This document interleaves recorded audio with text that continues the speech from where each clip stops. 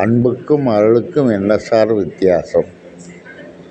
சுவாமி ராமலிங்க அடிகளார் இறைவனை நினைத்தார், இறைவனை வணங்கினார், வாடிய பொருள் அனைத்தையும் கண்டு வாடினார்.